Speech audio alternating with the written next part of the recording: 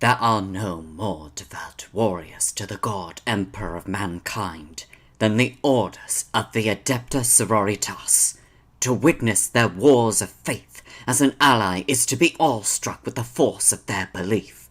Deafening peals of battle psalms ring out, blaring from consecrated emitters and shouted from the lips of these zealous holy soldiers.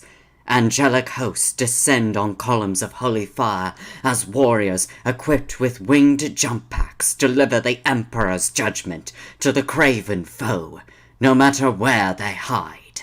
Their elaborately crafted war gear and archaic tanks are illuminated with the sacred writings of saints and anointed with holy augments.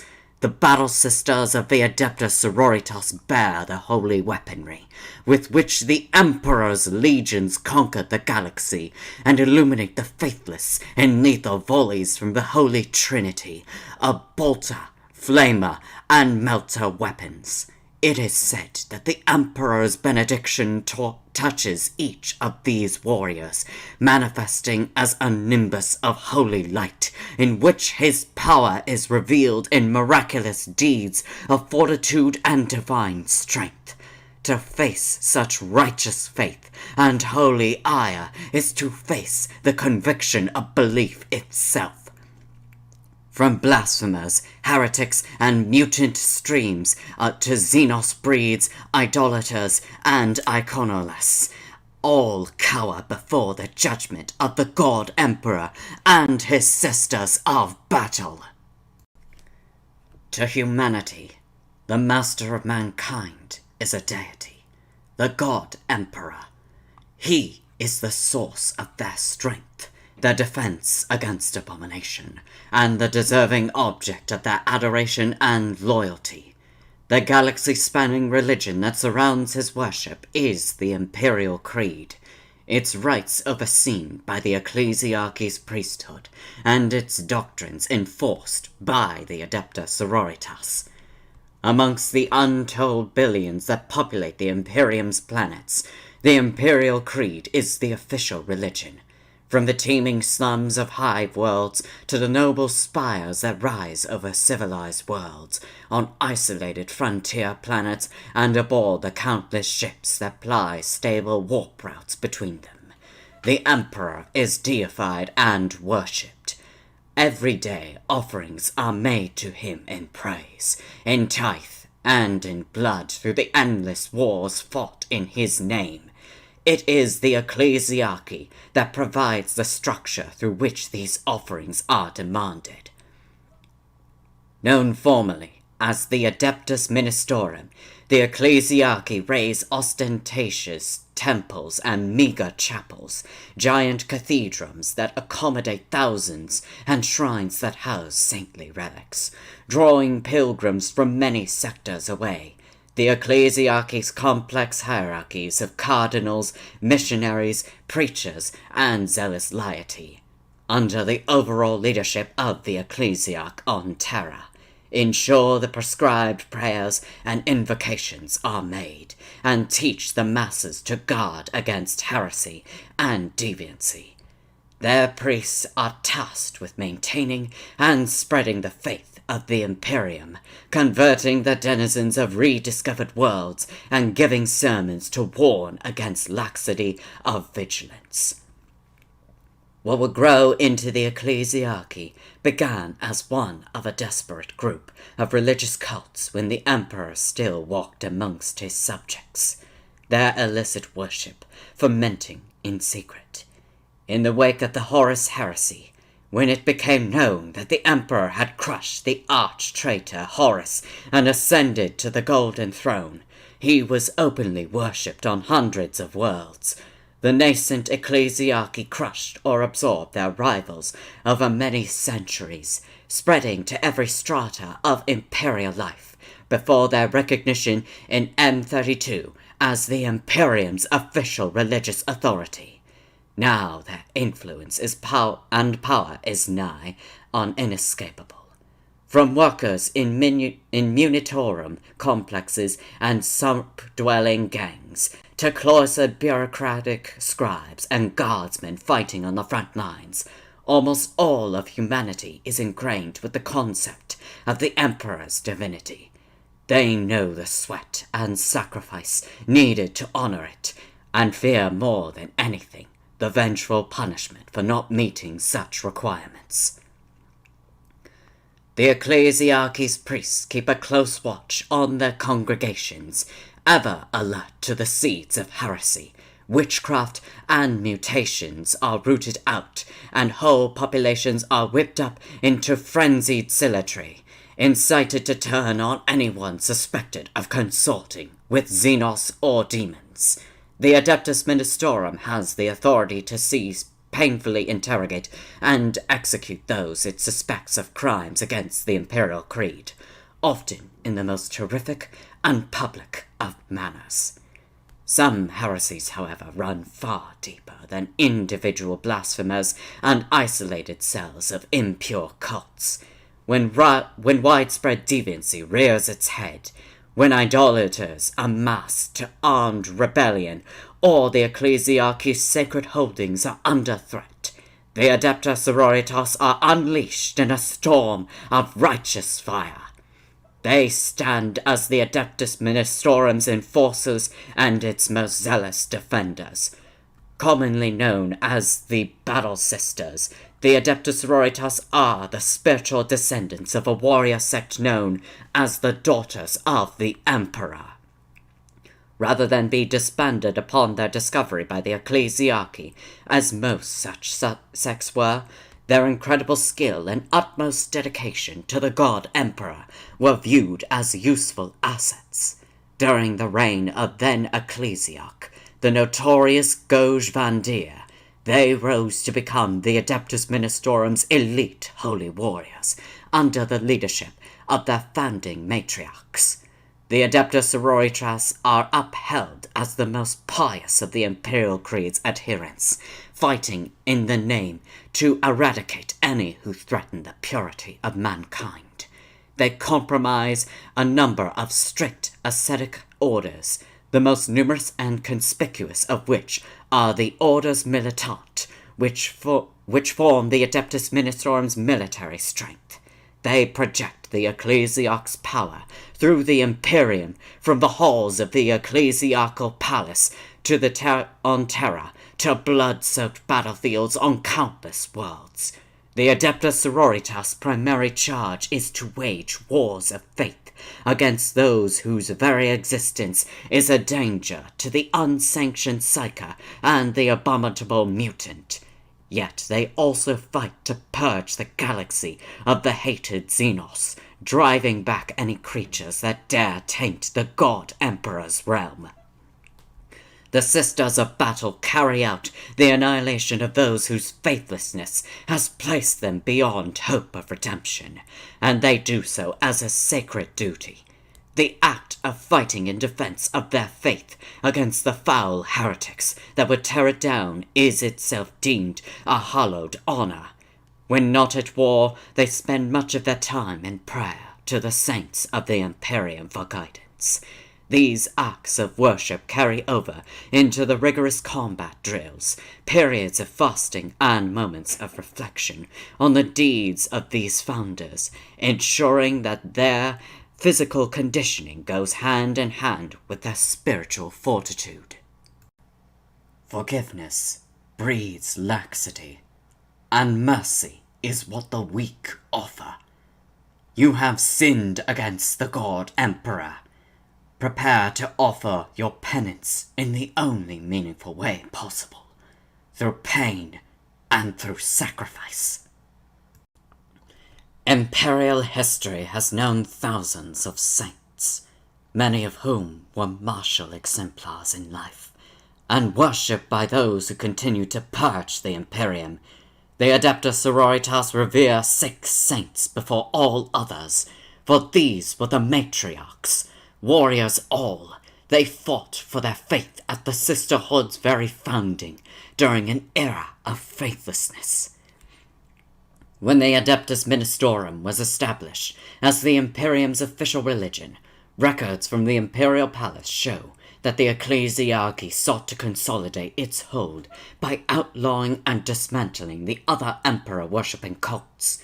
With its growing wealth, the armies at its disposal were enormous, and the Ecclesiarch's position became so powerful that he and the successors became High Lords of Terra. In M36, then Ecclesiarch Goj Van Deer usurped the position of High Lord of the Administratum as well. Through bribery, assassination, and coercion, Van Deer was afforded unprecedented authority. With it, according to the Hagiographia Primus, he sought to bring the Imperium under his heel. But those who opposed his tyranny grew in number. Thus flourished a time of terror, lasting for decades, during which billions died, whole planets burned, and faith itself wavered under Van Deer's despotic regime. The histories refer to this period as the Reign of Blood. The original daughters of the Emperor were discovered on the little-known agri-world of San Leor at the height of the Reign of Blood. They were a small and isolated cult of a few hundred sisters devoted to worshipping the Emperor and maintaining an inner purity. The daughters studied ancient arts of war, clearing their minds of worldly considerations in order to hone their battle skills. Illuminated biographies of Van Deer's scribes describe the way in which the Ecclesiarch honored San Leor with an ecclesiastical visit, taking oaths of fealty from the daughters after deceiving them into thinking he held the God Emperor's faith. The daughters of the Emperor, headed by their leader, Alicia Dominica, were instated as Van Deer's bodyguard. They were his blade of judgment and his tool of vengeance against any who perceived by his increasingly fragile sanity. Despite his vast forces and the bloody defiance offered up by his elite bodyguard, Van Deer's combined enemies eventually besieged the ecclesiarchal palace. What transpired next is not recorded fully or consistently. Some sources contend that a number of the Emperor's own guardians, the mysterious Adeptus Custodes, advanced into the ecclesiarchal palace through hidden means and spoke humbly with 6 members of the Ecclesiarch's bodyguards. Others suggest that the custodians fiercely declared Van Deer as an enemy of the Emperor. However, all surviving fragments of the encounter remembered in choral plainsong, electro-tapestries, and illuminated scripts agree on its outcome. Unable to sway the 6 devout bodyguards to abandon the insane ecclesiarch, the custodians led them through uncharted ways to the most sacred place on Terra, the chambers of the Golden Throne itself. Alicia Dominica and her sisters, Catherine, Lucia, Mina, Silvana, and Arabella, entered the chambers alone. None alive now, save the God Emperor himself, know what was imparted to them. Yet when they returned to Van Deer's side, Alicia denounced the High Lord's corruption to her order. Surrounded her 5 senior warriors, she beheaded the mad priest with one fell blow of her blade. With Van Deer's death, the Reign of Blood ended. His successor as Ecclesiarch, Sebastian Thor, adopted a catalogue of demands for the limiting of the Ministerum's power. High on this list was the decree passive, which forbade the Ecclesiarchy from maintaining the standing armies and ships accrued under Van Deer's rule. Thor argued that the daughters of the Emperor fell outside the decree's remit, and that now more than ever they were needed to defend the faith rather than any ecclesiarch's ambition. Alicia Dominica, as military and spiritual head of her sisters, oversaw the reformation of the daughters of the Emperor into the Adepta Sororitas, to ensure no future ecclesiarch would have unrestrained power over its entire armed might.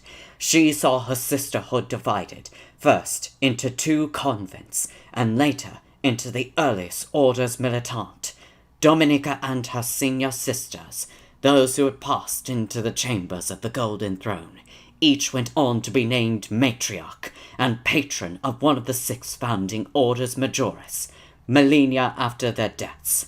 They are revered as exemplar saints and angelic intercessors with the divine God Emperor. Shrines at their battle sites are tended with solemnity, and statues are raised to exalt their legendary deeds. Many of the Imperium's common citizenry pray for their beneficence, and sisters invoke their names on the field of battle. Saint Dominica, spirit of holy wrath. Saint Catherine, the martyr, the shield-bearer. Saint Lucia, endurant of passion. Saint Mina, the bloody, Dominica's champion. Saint Silvana, the spirit intercession, and Saint Arabella, the liberator from doubt.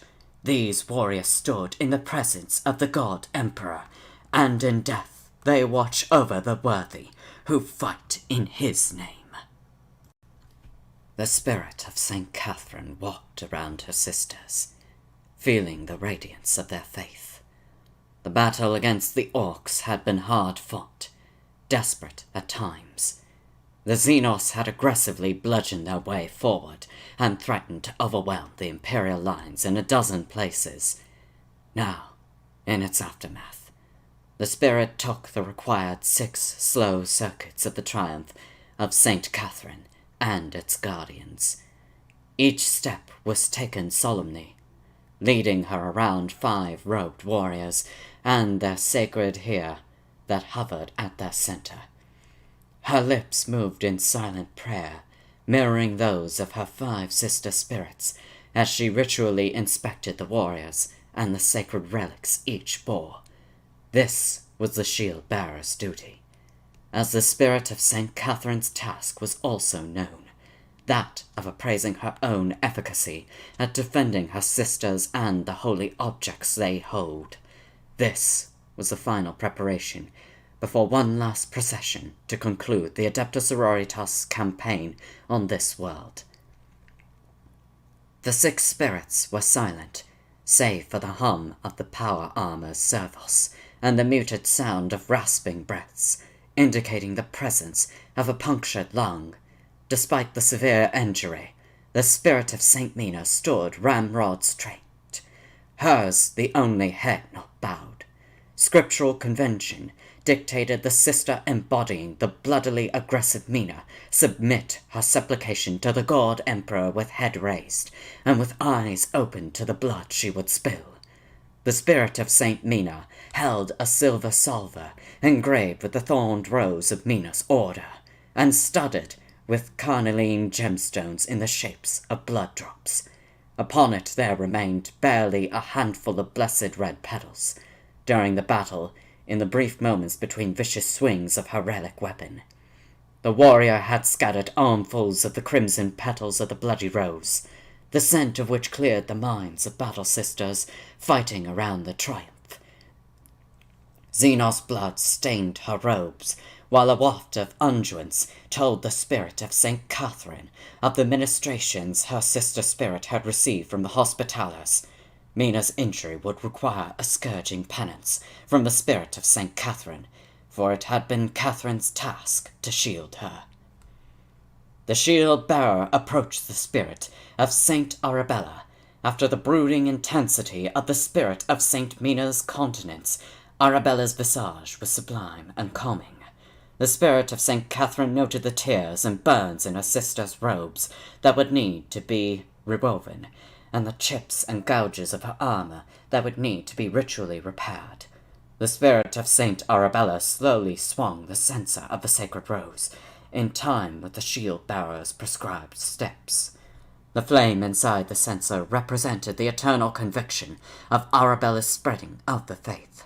Her spirit's skill in combat had seen the smoking brazier crush the skulls of dozens of orcs, yet the spirit of St. Catherine noted with satisfaction that the censer appeared to bear no lasting damage. With her 3rd circuit, The spirit of Saint Catherine passed close to the warrior embodying the virtues of Saint Lucia. In the sister spirit's hands, the icon of the valorous heart was held aloft, a finely wrought halo of idealized rays surrounding the heart itself.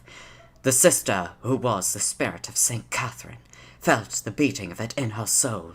She knew its thudding aura had been felt during the reconquest of the Gallan line. The spirit of Saint Lucia gripped the icon's stave firmly, her gauntlets scarred and gouged from the brutal but insufficient efforts of hulking orcs to seize it as a trophy. Blood continued to seep from the wounds where 2 of her fingers had been torn away.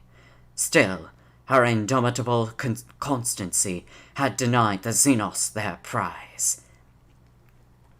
A momentary mental image filled the spirit of St. Catherine's mind, of Lucia fighting shoulder to shoulder with her Gaben.